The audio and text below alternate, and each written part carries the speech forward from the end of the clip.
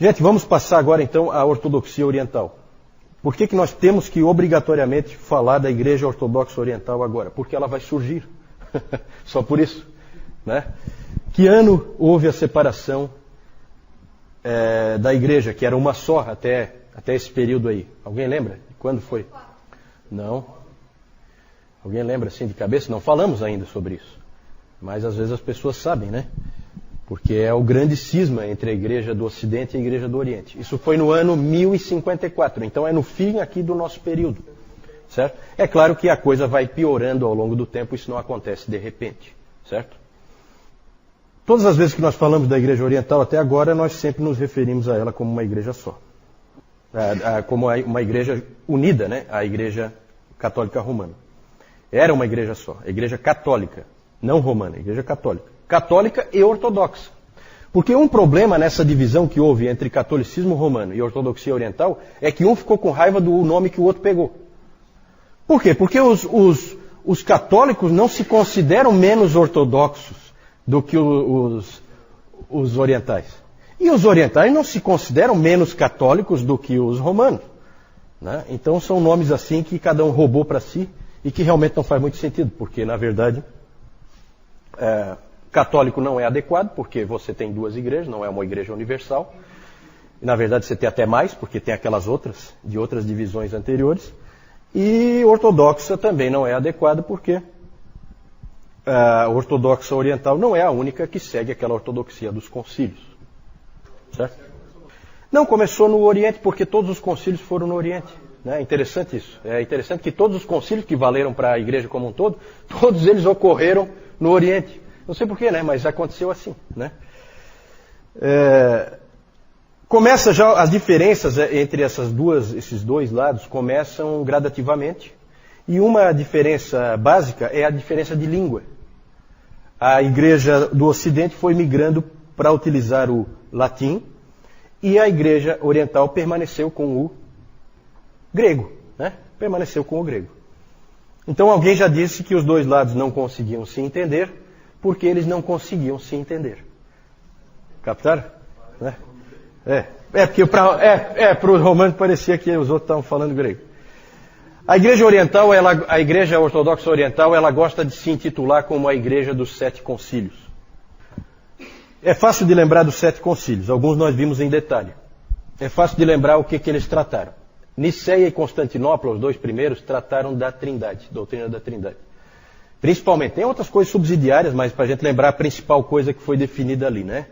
Os outros todos, Éfeso, Calcedônia, Constantinopla II, Constantinopla III, todos eles trataram da doutrina de Cristo. Lembram que eu falei que Calcedônia não resolveu, que no Oriente continuou a briga na questão das duas naturezas de Cristo, e aí toda hora tinha que convocar um outro concílio, porque não havia acordo, e só no Ocidente, de cara, isso eu falei também, de cara a Calcedônia foi aceita no Ocidente.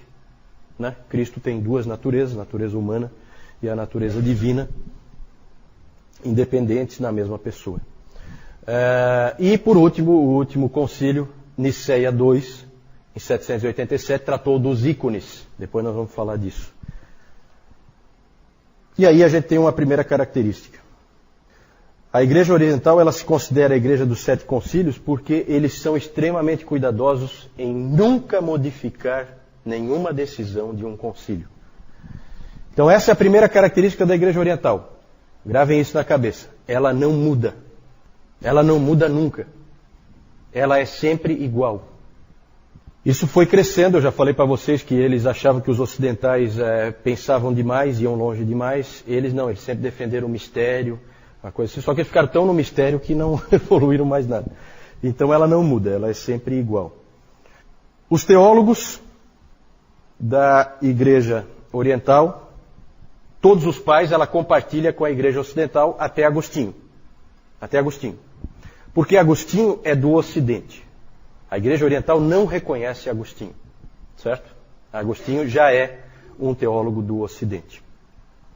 E ela, depois dos pais, ela teve os seus próprios teólogos, que foram influentes. Alguns são, eu vou citar alguns nomes aí, João Climacus, esse escreveu A Escada da Ascensão Divina, então é um indivíduo importante para os místicos. Mais tarde nós vamos falar dos místicos, do cristianismo místico. Maximus, o confessor, também foi um nome importante. Mas o mais importante é esse que eu estou mostrando aí, que é o João Damasceno. João de Damasco. Por isso João Damasceno. Esse Damasceno é o cara que é de Damasco, da cidade de Damasco. Damasco, capital da... Hoje de manhã, da onde? Síria, exatamente. Antioquia fica na Síria também, mas não é a capital. A capital, Damasco. O Newton falou hoje de manhã do Naamã, né? Naamã, onde é que morava o Naamã? Em Damasco, na Síria. Então essa aí é uma cidade muito antiga, né? Que já existia lá nos tempos do Velho Testamento. João Damasceno, ele nasceu numa família cristã, viveu no 7º e 8º séculos, já sob a Síria já tomada por quem? Quando ele nasceu. A Síria já estava tomada pelos... O que vocês acham? Século VII ele nasceu, né? Final do século VII. Muçulmanos, exatamente, muçulmanos. Muçulmanos já tinham tomado, então ele nasceu, ele era cristão, ele era de uma família cristã, nasceu numa família cristã, mas num país muçulmano. E ele trabalhava no governo de Damasco, interessante. Só que ele foi corajoso o suficiente para escrever um livro contra o Islã. Vai ter coragem assim no outro lado. E ele chamava o Islã de a heresia ismaelita. Porque realmente quando você estuda um pouquinho mais a fundo o islamismo, você vê que ali tem elementos tremendamente fortes de judaísmo e de cristianismo. É uma mistura, uma salada, né? Vários dos profetas ali são profetas, são personagens do... Né? Ibrahim, quem é Ibrahim? Abraão, né? O próprio Jesus, Issa, né? É também um profeta deles lá. Então eles têm esses personagens aí que se sobrepõem aí ao judaísmo e ao cristianismo. Ele escreveu o livro mais importante desse cara, do João Damasceno, foi A Fé Ortodoxa. Esse livro é fundamental porque ele é a teologia sistemática da Igreja Ortodoxa Oriental. A fé ortodoxa. A fé ortodoxa. Na verdade, é a única teologia sistemática. Certo? Ele também escrevia hinos, esse João Damasceno. Ele é importante para definir qual é o pensamento ortodoxo. Eu quero fazer um comparativo rápido, porque evidentemente nós temos um foco aqui na divisão que houve, que vai acontecer no final desse período. E aí eu quero mostrar para vocês as ênfases, porque ali também há um ponto de discórdia, as ênfases de cada igreja. No Ocidente, a ênfase sempre foi e é até hoje, e nisso aí nós não temos muita distância do catolicismo romano. Nós, como protestantes, mostramos que somos sim ocidentais, porque as ênfases nossas são exatamente as mesmas do catolicismo romano. Pecado, graça, justificação e salvação. Só que a gente, evidentemente, trata isso tudo de uma maneira diferente, né? Muito mais bíblica, muito mais atrelada à palavra de Deus, do que o catolicismo romano. Mas a ênfase oriental é completamente diferente. Os orientais, eles enfatizam outras coisas. O apofaticismo, vou falar daqui a pouco, a tradição, a teoses, também vou falar em detalhe, e os ícones. Nos 7 concílios nós vimos ali que o último concílio teve como tema os ícones, certo? Nós vamos tratar isso com um pouquinho de detalhe daqui a pouquinho. Apofaticismo. Apofaticismo é a teologia negativa.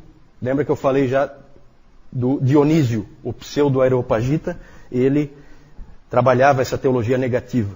Então eles têm essa ênfase em que a gente não pode conhecer a Deus, em que nós estamos no escuro, em que há mistérios, tudo é nebuloso, certo? Isso é uma ênfase deles. Por causa disso, e porque a igreja deles nunca muda, então não há diversidade.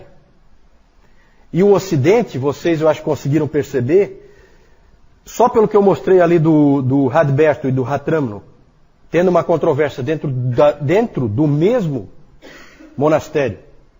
Uma controvérsia séria que a igreja vai ter que resolver.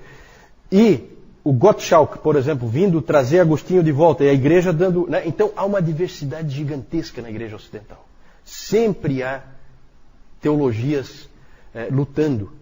Né? E na oriental não, porque tudo é nebuloso, nós não podemos saber, certo?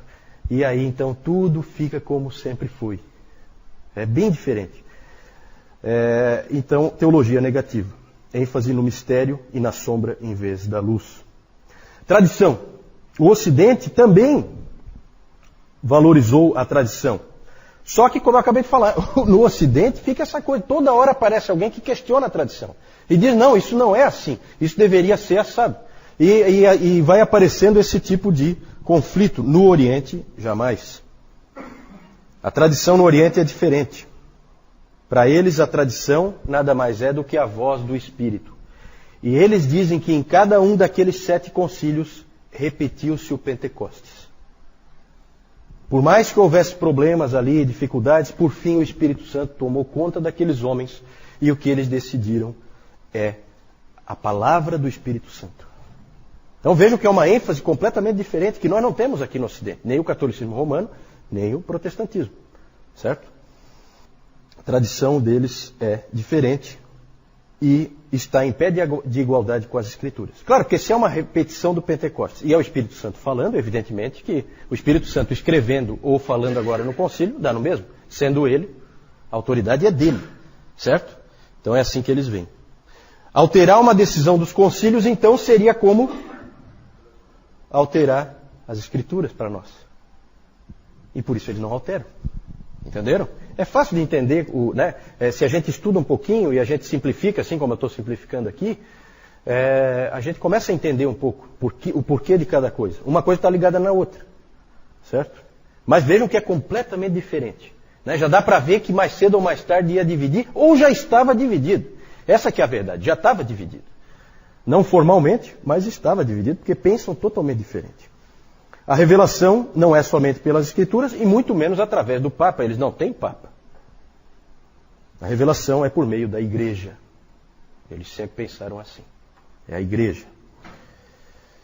Teoses. O que é a teoses? Teoses é o meio de salvação para a ortodoxia oriental. Eles são salvos pela teoses. O que é a teose? O que quer dizer isso?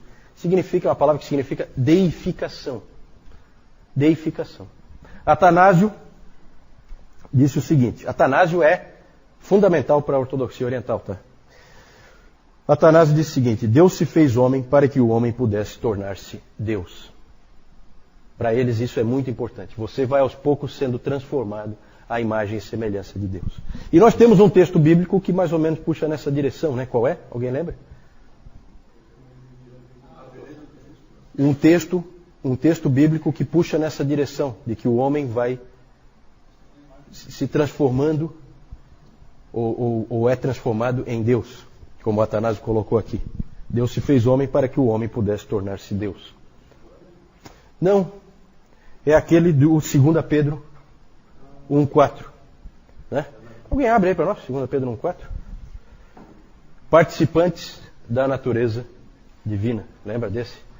Esse pedacinho, acho que a maioria lembra. Esse aí, eu achava que todo mundo conhecia, mas o Newton, não sei, vou ter que consultar o Newton para ver se todo mundo conhece. Não, só um minutinho, para pegar, né? Alguém achou aí? Denise, achou? Pelas quais nos têm sido doadas as suas preciosas e muito grandes promessas, para que por elas vos torneis coparticipantes da natureza divina, livrando-vos da corrupção das paixões que há no mundo. Vos torneis coparticipantes da natureza divina. Para eles essa é a salvação, é você se tornar coparticipante da natureza divina. Para o Ocidente isso aí soa estranho. O Ocidente não gosta muito dessa linguagem. Existem, claro, ideias parecidas, nós temos conceitos parecidos com esse, mas para nós soa um pouquinho herege essa maneira de falar. Né? Na verdade, eles têm um entendimento claro disso aí, mas para o ocidental soa estranho, soa como uma heresia.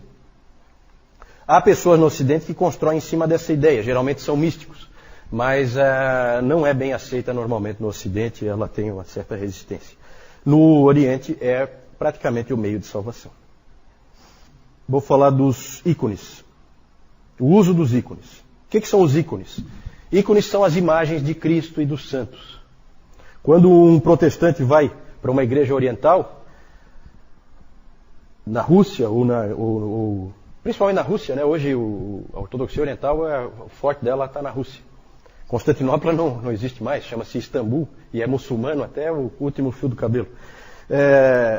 Então a ortodoxia, o grande centro da ortodoxia é a Rússia. E o cara se assusta quando entra lá, porque é tanta imagem, e tanta pintura, e tanta estátua, que realmente assusta. Para eles é muito importante essas figuras, essas imagens, que são chamadas de ícones. Elas estão em todo lugar. Geralmente no centro dos templos deles, há uma figura de Cristo, que é a mais central, e uma coisa interessante é que você dificilmente vai encontrar uma imagem de Cristo crucificado. Oi. Sim, no catolicismo romano também existem muitas imagens, mas ali no Oriente é um absurdo. Eles consideram muito importante as imagens dos santos e de Cristo. E no caso do... Oi. Não, é aquela padrão, mais ou menos. Depois o João vai mostrar uma ali. Não é muito diferente, não. Porque no início era uma igreja só, né? Aí depois é que vai... Né? Geralmente no centro, então, tem essa imagem e é diferente do Ocidente. No Ocidente costuma-se muito representar Cristo na cruz. Cristo crucificado. Raramente no Oriente você vai ver essa imagem. Ela não existe. Cristo é sempre apresentado como o chamado Cristo Pantocrator. Pantocrator. O Senhor de todas as coisas. Então é um Cristo rei. Ele sempre põe um Cristo que é um rei. No Oriente houve um problema muito sério nessa questão dos ícones. Houve um problema dos iconoclastas. O que é um iconoclasta? Eikon, tem na Bíblia, né? Eikon. Ele é a imagem do Deus invisível. Ele é o ícone do Deus invisível. Né? Não é Colossenses 1,15? Ele é a imagem do Deus invisível. Vai ver lá no grego, é Eikon. Então, o iconoclasta, Eikon é uma imagem, e clastos é quebrar. Então, os iconoclastas são os que quebram imagens. E houve um problema muito sério. Levantou-se pelo século VII e VIII, principalmente no século VIII, apareceram esses iconoclastas, que eram indivíduos que achavam que não podia ter essas imagens. E aí apareceram imperadores que eram iconoclastas. E o principal deles é Leão III, que era um imperador bizantino, o Isuriano. Ele, em 730, mais ou menos ali por 730, ele então mandou quebrar e destruir todas as imagens que havia.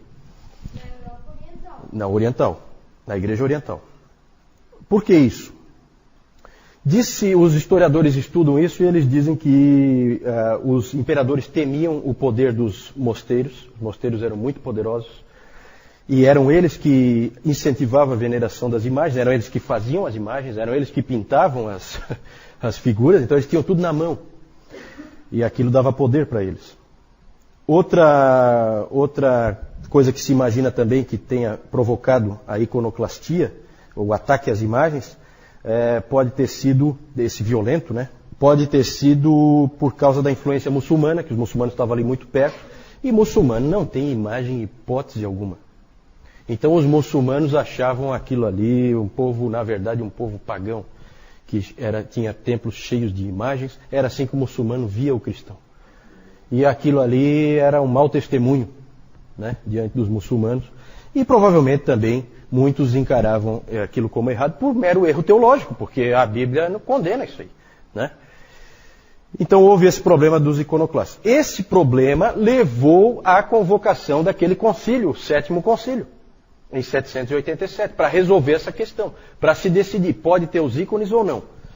Na verdade, gente, olha, teve muitos abusos aí.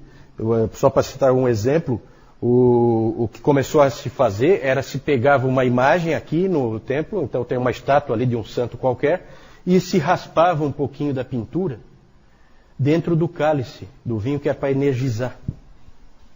Que ficava muito mais poderoso se tivesse aquela raspinha. Né? Então esse tipo de abuso, esse tipo de coisa, isso aí irritava muita gente. Vocês podem imaginar por quê. Então o clima estava ruim. Isso aí foi tudo no Oriente, tá? Nós tivemos no Ocidente também indivíduos que tentaram acabar com as imagens. O próprio Carlos Magno, ele procurou diminuir a influência das imagens. Ele achava que aquilo ali era uma coisa que não estava bom. Mas é difícil, eles tiveram dificuldade. Depois os protestantes tentaram, né? o Lutero, o Calvino. Lutero nem tanto, Lutero mais ou menos. Lutero uma boa parcela, mas se você vai numa igreja luterana, eles toleram melhor algumas imagens, principalmente da cruz e tal, né? O segundo concílio de Nicéia, então, como nós vimos, ele definiu a validade do uso dos ícones, como válidos, como bons. Ele colocou eles... Aí é aquela coisa, as coisas sempre pioram quando tem uma ação muito forte, ocorre uma reação muito forte. E aí eles colocaram os ícones em pé de igualdade com a palavra escrita. Certo? A palavra escrita é a revelação em palavras e a palavra nos ícones, a revelação nos ícones é a revelação em cores. Era assim que eles viam. E aí eles usaram de todo tipo de artimanha e estratégia, como é comum usar sofismas e esse tipo de coisa em teologia. Eles usaram argumentos contra os iconoclastas, dizendo que Jesus Cristo se fez homem e, portanto, é legítimo representá-lo na forma humana, e quem não o representa na forma humana pode ser acusado de docetismo. Docetismo era aquela heresia em que se dizia que Jesus não era verdadeiramente humano, certo? Então é uma estratégia, né? E o próprio João Damasceno foi importante para a defesa dos ícones. E os ícones ganharam uma importância muito grande. Quase que eles desaparecem, mas não desapareceram, acabaram ganhando força. Porque muitas vezes quando você persegue, você dá força. E foi exatamente o que aconteceu nessa questão dos ícones. São muito importantes na Igreja Oriental. E é claro que depois os teólogos tiveram que fazer uma ginástica para explicar a diferença entre adoração e veneração. Né? Os teólogos orientais tiveram o mesmo problema que o catolicismo romano tem. Como é que eu explico isso aí? E aí fazem todo um arrazoado que não convence ninguém, aí usam termos bonitos. Adoração absoluta, que é só a Deus, e a adoração relativa, que é aos santos. Então, sabe, começa esse tipo de coisinha assim que não... Na verdade, todo esse posicionamento ignorou a Bíblia e ignorou o ensino dos pais. Os pais sempre associaram os ícones ao paganismo. Certo? Então é aquela coisa. A tradição, mas na hora de pôr em prática não põe. Né? É interessante essa observação. Na Escritura o Espírito Santo mandou não fazer, e daí no concílio de Nicéia 2 ele mandou fazer. Interessante. Vamos falar do problema, os ícones já falei, vamos falar do problema do grande cisma. Na verdade já havia aquela diferença de ênfases, que me parece que é bem forte, e aí começam assim os pequenos problemas. Um problema que sempre houve, desde Nicéia e Constantinopla, os dois primeiros concílios, foi a questão da primazia. Porque em Nicéia e em Constantinopla foi definido o seguinte, que a Igreja de Roma é a igreja mais importante, mas que Constantinopla é a nova Roma, porque o imperador foi para lá. Na verdade, vocês veem que no início todo o pensamento deles é que a importância da igreja tem a ver com a sede do império. Né? Aí depois vem o Leão I, espertalhão, e vem com essa história do Pedro, de não sei o que, Mateus 16, que é bíblico, não sei o que e tal, e se aproveita e acaba jogando lá. Por quê? Porque a sede do império não é mais ali. Agora nós temos que mudar o enredo. Certo? Senão Constantinopla passa a ser a nova igreja principal. E o que se dizia lá em Nicéia no primeiro concílio de Constantinopla, o que eles definiram lá foi que Constantinopla é a nova Roma, portanto tem igualdade com Roma. Roma não gostou nem um pouquinho. Achou essa interpretação totalmente errada. E aí começa o conflito da primazia. Né? Quem, afinal de contas, é o maior? Os concílios sempre diziam, não, pode ser uma questão de honra. Roma pode ter mais honra. Vamos dizer assim, é o mais honrado entre iguais, mas são iguais. E então esse foi um ponto que pegou, já houve um certo desentendimento nesse ponto aí. A gota d'água foi a controvérsia filioque. O que quer dizer filioque? Filioque significa do filho. Filioque, em latim, tá? A controvérsia filioque aconteceu porque o Papa Benedito VIII, ou Bento VIII, né? Agora tem que falar Bento, né? Eu sempre achava que era Benedito, mas aí assumiu esse aí. E na verdade é assim, Benedito é em italiano, né? E Bento, é que nem Giovanni e João, é o mesmo nome, né? É o mesmo nome, só que em línguas diferentes. Então, o Papa Bento VIII, o de agora é o dobro melhor do que aquele lá, né? Mais ou menos. O Bento VIII, ele pegou e alterou o credo niceno, dizendo que o Espírito Santo procede do Pai e do Filho, filioque. O Espírito Santo procede do Pai e do Filho, filioque. O Papa pegou e alterou o credo niceno, que foi produzido aonde? Em Niceia e em... A parte do... o que foi feito depois, eu até comentei isso, que o credo niceno, na verdade, foi fechado no segundo concílio, em Constantinopla. A versão que nós conhecemos hoje é a versão de Constantinopla. Aí, pensem no que a gente já aprendeu hoje. O que vocês acham que a Igreja Oriental vai pensar de um Papa que foi lá e alterou o que o Espírito Santo tinha dito nos 2 concílios? Aí complicou. Por isso que a coisa ficou séria. Porque para a Igreja Ocidental, o Papa pode fazer o que bem entender, é a autoridade absoluta, o vigário de Deus na terra, pode fazer o que bem entender, está sempre certo. E para a Igreja Oriental, isso aí é uma piada. Então, ali houve uma controvérsia muito grande e o número de tratados escritos sobre esse assunto é gigantesco, dos 2 lados. Então, são coisas assim que viram controvérsias gigantescas. Isso aí, evidentemente, também ajudou a separar. E vocês vejam que nessa controvérsia acabou assim aparecendo a diferença de entendimento dos 2 lados. Acabou aflorando. Vocês mesmo concluíram aí que o Papa tinha feito uma coisa absurda para o Oriente. Certo? Por fim, depois de tudo isso que nós vimos, já deu para perceber que ia ser difícil eles permanecerem juntos. Houve uma separação temporária no 9º século, que acabaram se acertando, e em 1054 o cardeal Humberto foi enviado pelo Papa Leão IX, e aí tem umas coisas tão confusas na história da igreja, eu não quero entrar em detalhe, mas o cardeal Humberto foi emissário do Papa, ele tinha autoridade do Papa, ele foi até lá em Constantinopla e ele foi lá para ter um entendimento com o Miguel Cerulário, que era o patriarca de Constantinopla, e os 2 acabaram brigando lá e um excomungou o outro. Certo? Aí o cardeal Humberto excomungou o Miguel Cerulário e o Miguel Cerulário excomungou o cardeal Humberto e o Papa. E ali, então, se considera que aquela data é a data em que há a separação. Porque está excomungado, você está fora da igreja, você não tem salvação, você está completamente perdido. O problema é saber quem tem a autoridade para excomungar quem. Então houve uma excomunhão recíproca. Excomungar, a Rebeca perguntou, o que é excomungar? Excomunhão é tirar alguém dos benefícios da igreja, é impedir que ele seja beneficiado pelas coisas da igreja. Ele não participa mais da ceia e, portanto, ele está fora da igreja e ele está perdido. Né? Ele está condenado. E aí os 2 se excomungaram, então passou a ter 2 igrejas. Eu acho que sim, né? Eu acho que foram. E o interessante é assim, né? Porque aí as coisas confusas, eu não queria entrar nisso, mas quando o cardeal Humberto chegou lá, o Papa Leão IX tinha morrido, mas ele não sabia. Então há quem diga que não valeu. Porque o emissário do Papa não podia ser emissário do Papa se o Papa está morto. Então não valeu a excomunhão do Humberto. O Humberto não podia ter excomungado. Então umas discussões assim esquisitas. Uma coisa. Depois disso, gente, um monte de anátemas para todo lado. Isso é uma fraternidade, uma coisa bonita. Bonito isso. Né? Era anátema para todo lado, era bula papal, detonando com os caras de Constantinopla, do outro lado vinha também. Olha, exemplo, né? Os anátemas só foram removidos em 1965.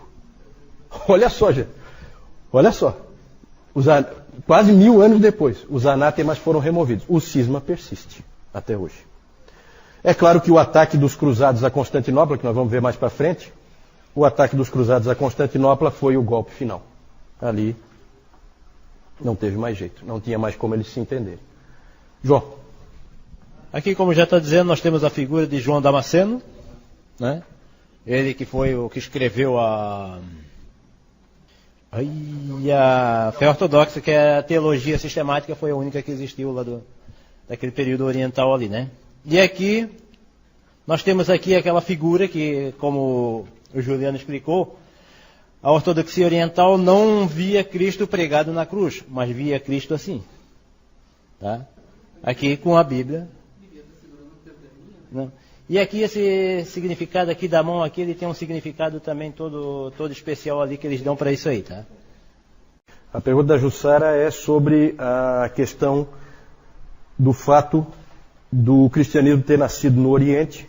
O próprio Jesus Cristo e todos os primeiros cristãos eram orientais e que, portanto, haveria, em tese, uma tendência da interpretação oriental estar mais próxima da verdadeira do que a interpretação ocidental. Qual o problema aí? O problema é que fica claro que a interpretação oriental é uma interpretação grega. De grego, os judeus não tinham nada.